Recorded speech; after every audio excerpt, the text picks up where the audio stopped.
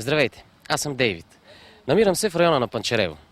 Тук дойдохме преди 3 месеца, заинтригувани от съществуването на живописно незаконно сметище.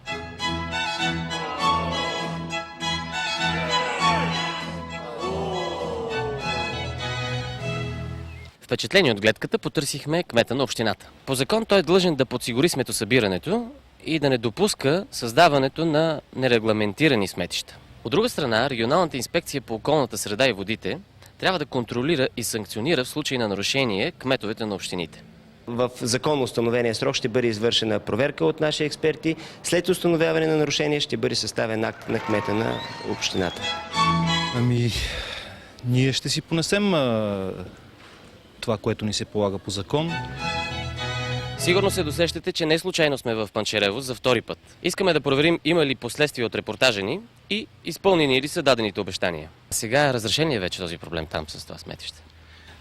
Проблемът е разрешен до толкова, доколкото е изчистено сметището и органите следят да не се натрупват пак боклуци. Къде тук хората изхвърлят своя боклук?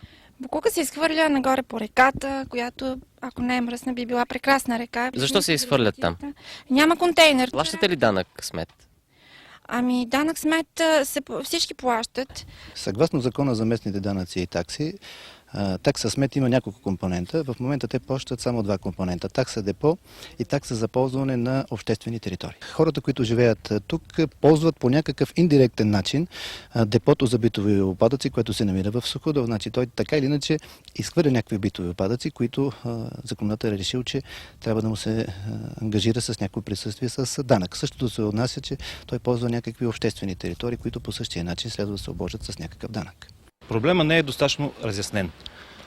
Съгласно действащите законови разпоредби, вилните зони, всяко такова образование, трябва да има управителен съвет. Който управителен съвет има право да сключи договор самостоятелен с оторизирана фирма за сметоизвозване. Вилните зони не са включени в концесията по сметоизвозването.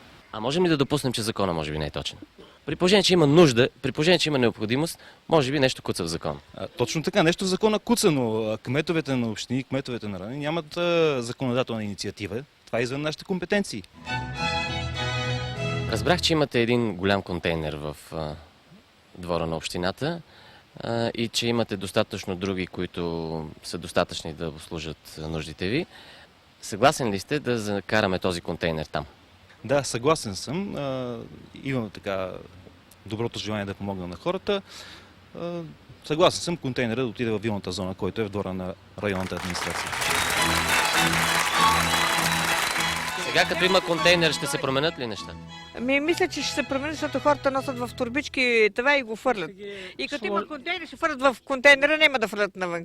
Предполагам, че така ще бъде, но... Мисля, че ще го оценят господата, които живеят в този район и ще ползват по предназначение този контейнер, който го виждат в момента, тъй като, пак казвам, в большинството от случаите този контейнер или се запалва, или не се използва по предназначение. И все пак остава проблема, кой после ще извозва смета от този контейнер. Контейнерът ще бъде извозван за сега от БКС Младост, така на добра воля.